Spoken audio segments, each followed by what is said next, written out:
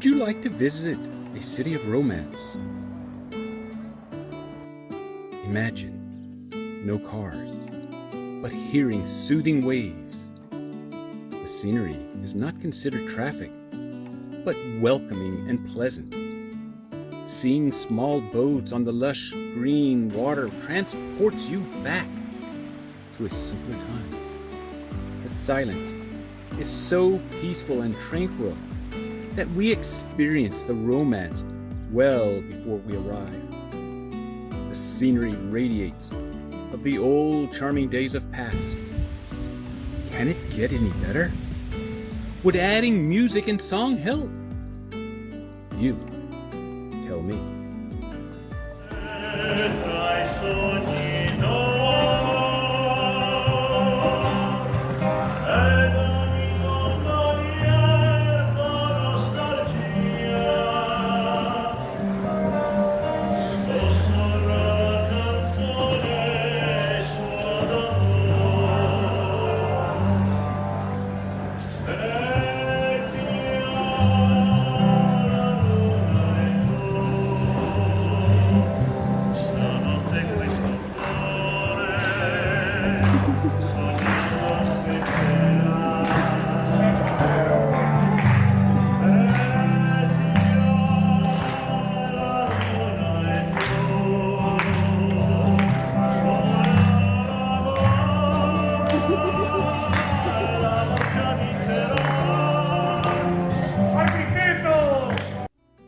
The recent river cruise in Amsterdam was peaceful, as was the river ride on the Rhine. While we are just starting a cruise on the water here in Venice, it already feels different.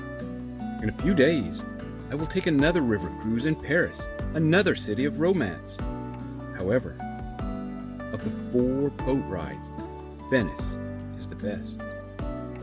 We begin our trip from the mainland to the city that coincidentally looks like a fish when viewed from above. To get to Venice, we sail on the Grand Canal.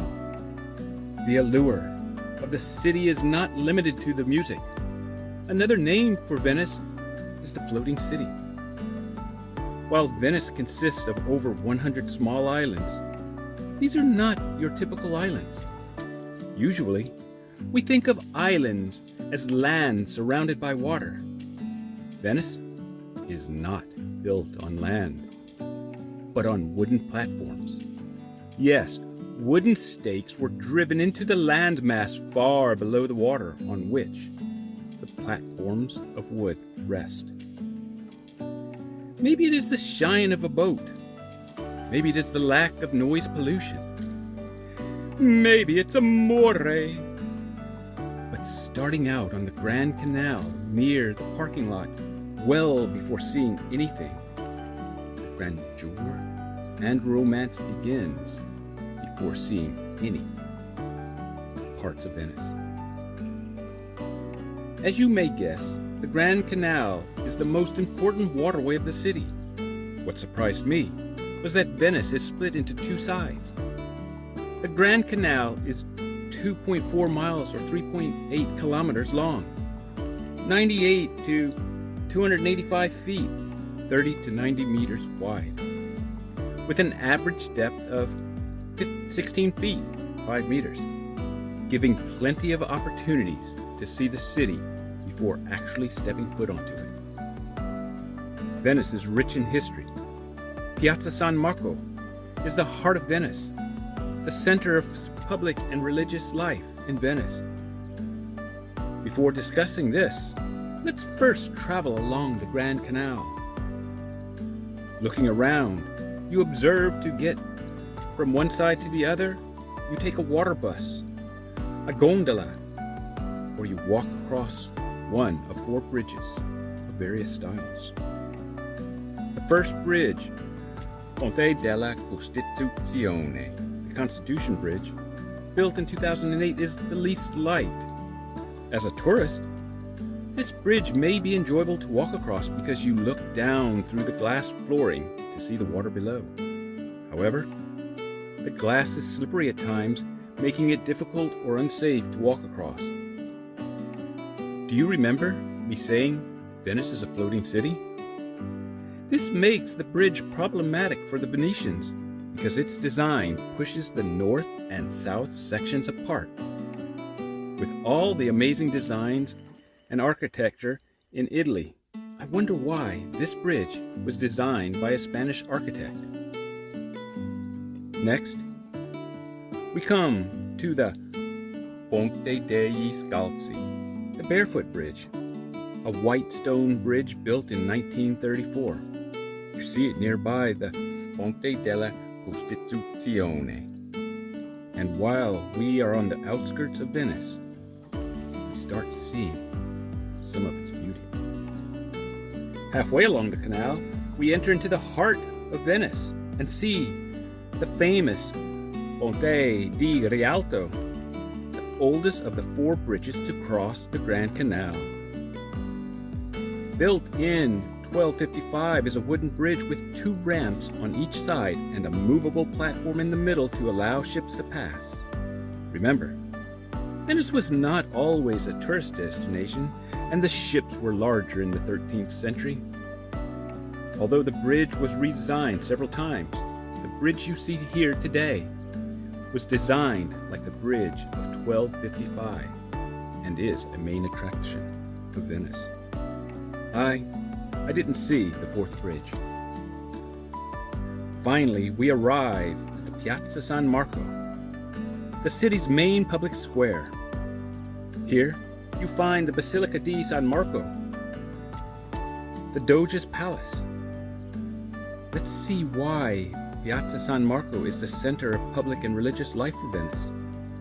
It's about the size of 2 football fields. That's about 590 feet or 180 meters long and 230 or 70 meters wide. It is the only piazza in Venice, since the rest of the squares are called piazzales, which is a square with at least one side open. Remembering that Venice is a city of romance, you can experience why the size of the piazza makes a difference. I will travel to Florence and Rome shortly and see some of the squares in these cities, but the feeling does not compare. St. Peter's Square in Rome is huge and impressive, about twice the size of Piazza San Marco. The Trevi Fountain itself in Rome is massive and has its own romantic magic, yet its courtyard is tiny in comparison to the Piazza San Marco, probably such that 5 Trevi Fountain courtyards can fit into the Piazza San Marco. With this being said, in my opinion, neither compare with the balance and beauty of the design of the Piazza San Marco. Established during the 9th century, Piazza San Marco is one of the most beautiful squares in the world, although it didn't actually take its current size and arrangement until 1177. Are you wondering if Venice floods? Are you curious if, because it's a floating city, that the buildings rise with the tide? Unfortunately, this is not the case. Acqua alta is a phenomenon known as is commonly associated with Venice. It is more than just a high tide. Yet, acqua alta phenomena occur a few times per year. With Venice being built on water, there has to be a lowest point. If you're thinking Piazza San Marco, you are correct. It is the first place to flood when an acqua alta occurs. Piazza San Marco is surrounded by remarkable monuments. You arrive with 2 significant columns standing at the entrance. Then, you have the Doge's Palace, the Basilica, and the Torre del Orologio, to name a few. Standing at the entrance to the piazza near the pier, representing 2 saints, are the winged lion and the Doge columns. This is probably the best place to begin talking about Venice's diverse history. The winged lion symbolizes San Marco, and the act of killing a dragon depicts San Teodoro. San Theodore, is called San Todo by the Venetians. It is puzzling why and how these two rest atop the columns. Let's delve into it. The columns date back to the year 1000, when they arrived from the east. San Teodoro was a Greek warrior and the first patron saint before the relics of San Marco arrived in 828 in Venice. Sounds interesting, except why change the patron saint and 3 columns were sent from the east to Piazza San Marco? It would be 100 years before the heavy columns were erected, so why erect 2 when the third was lost in transit? And centuries earlier, they replaced San Teodoro as a patron saint. Next is the question of how to enter the piazza. Do you walk between or around the 2 columns? One story is that the educated people walk between the columns, which sounds reasonable when imagining the 2 columns as a doorway. However, there is also a superstition surrounding walking between the 2 columns. Once upon a time, executions were held between the columns. Knowing this, how will you enter the piazza when you visit? Venice, Venezia in Italian, was founded in 421 by refugees of the Ostrogoths and the Lombards. Yes, it was inhabited well before this by the Veneti, from which its city's name is derived. With the Roman Empire declining, and an opportunity presented itself to establish the Republic of Venice in 697, which endured over a millennium or 1,000 years to 1797. Afterwards, there was some back and forth changing of the countries or the hands for several decades, but those years, they're not really relevant for my part of the story. Suffice it to say, in 1866, Venice became part of the Kingdom of Italy.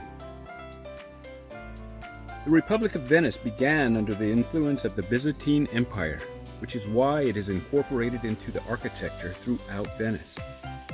When I think of Napoleon, the Roman Empire, and those that discovered the Americas, I am surprised when I learn that Venice dominated the trade routes of the Mediterranean Sea from Asia to Africa, to include being a leading military power from North Italy to Greece.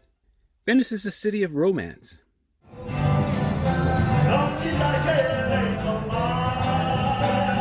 Do you wonder what it would be like if it still consisted of Slovenia, Croatia, Montenegro, Albania, Greece, and Cyprus?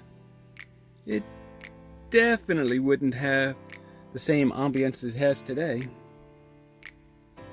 From the columns, you see landmarks of the Piazza San Marco, such as the Doge's Palace, the Basilica, and the Torre del Orologio, to name a few.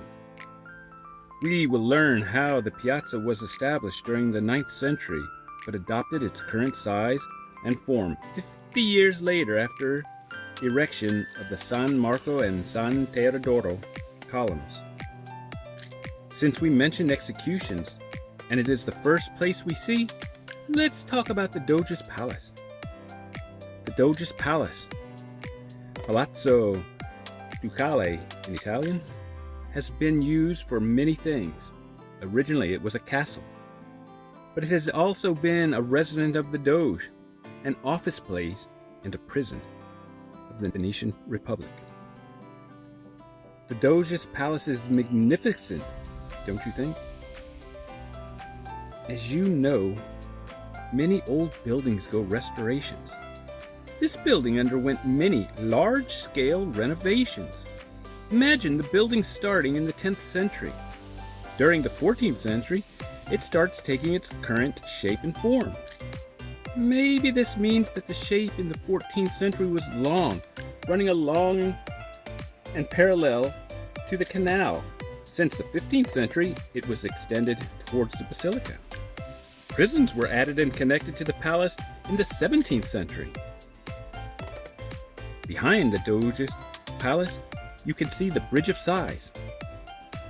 Why would it be a Bridge of Sighs when so many people take selfies in front of it?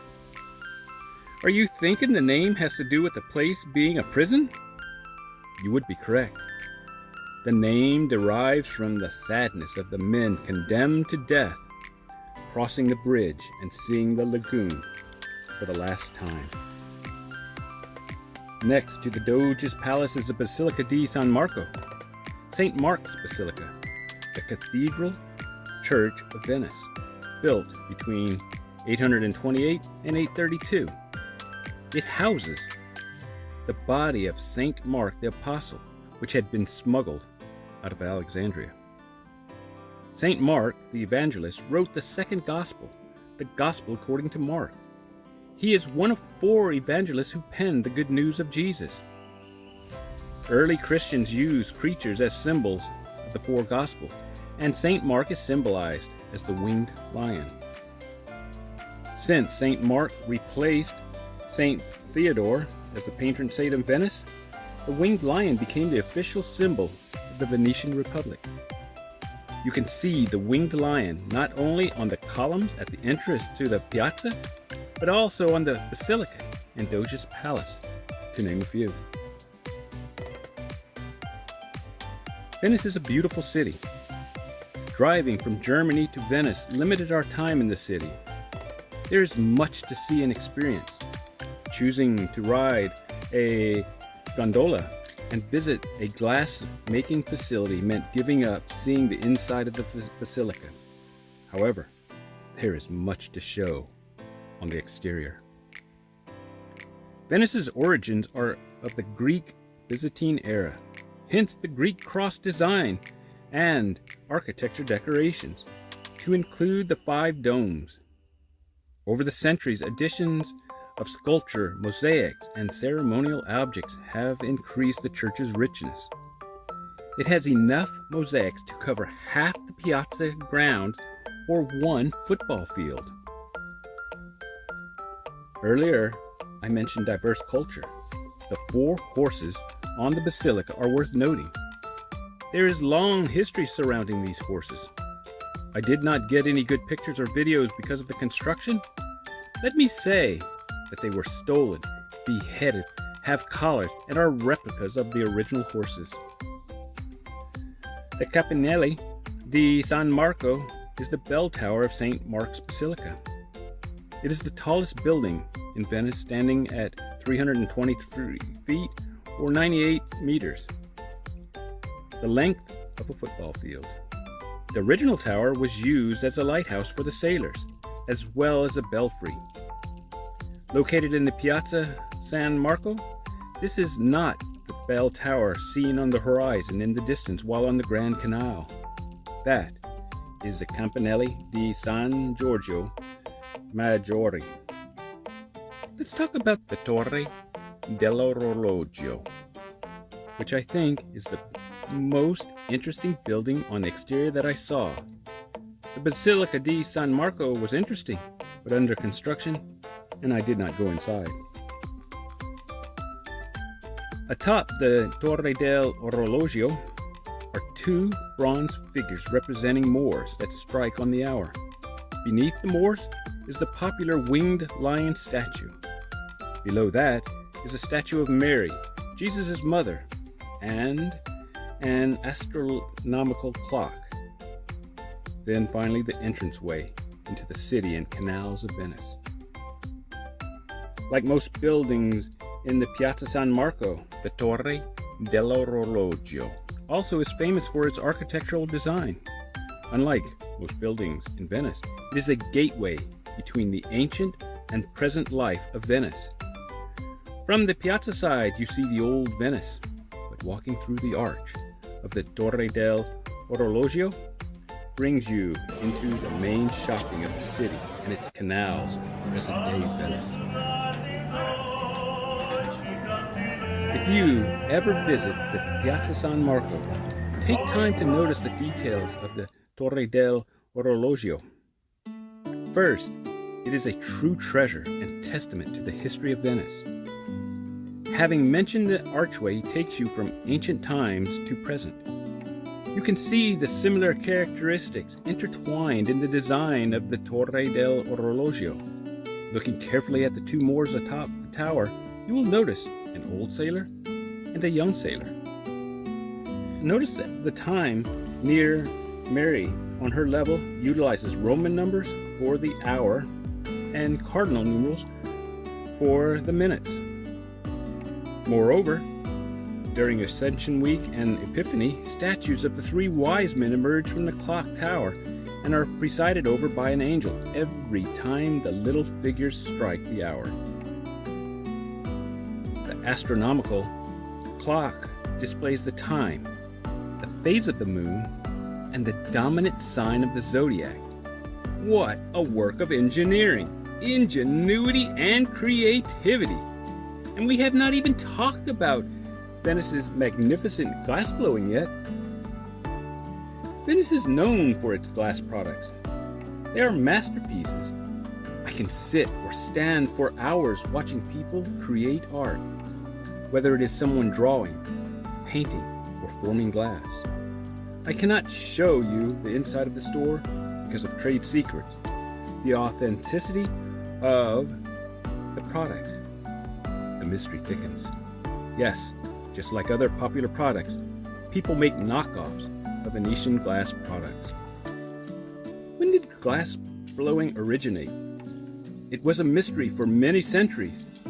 People thought it originated in the 13th century until one day, in 1960, a discovery of a glass blowing furnace on a Venetian island dated glass blowing to the 8th century. The most impressive glassware that I saw today was some glass cups. These are not normal cups of glass, but childproof. It's hard to imagine, even for me.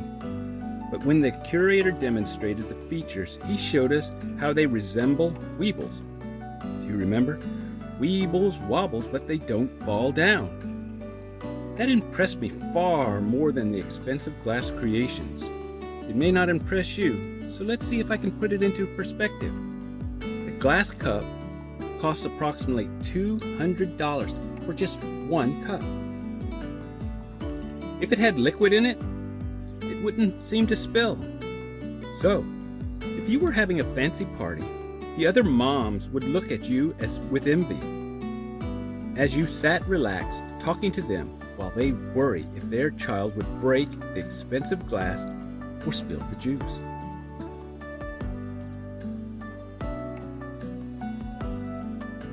And waiting the right moment for all the different temperatures. Because now it's a press solid and it's very, very difficult to work.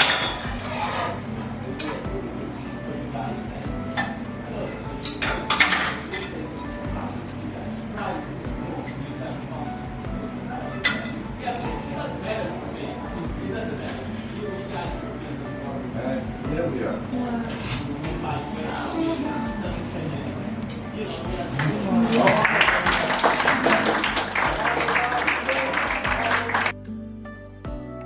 The Basilica of Santa Maria della Salute is one of the most important religious buildings in Venice. Commonly called Salute, it was founded in 1631, dedicated to Our Lady of Health, Salute, in Italian, to commemorate the end of the outbreak of the plague. Do you remember me talking about the Campanelli di San Marco in the Piazza and how there was a similar tower? It just so happens that the Basilica di San Giorgio Maggiore has some similarities to the Basilica of Santa Maria della Salute. Both are popular, visible, and of dome construction. San Giorgio Maggiore is one of the most photographed basilicas in Venice. You can see it in the distance on the canal and from the Piazza San Marco. This gives you the opportunity to see it in the day or the night and capture your favorite picture. With about half an hour left before we depart Venice, we walk around sightseeing a little. Looking down a canal, we spot a distinct leaning tower. No, not the Leaning Tower of Pisa, but close enough.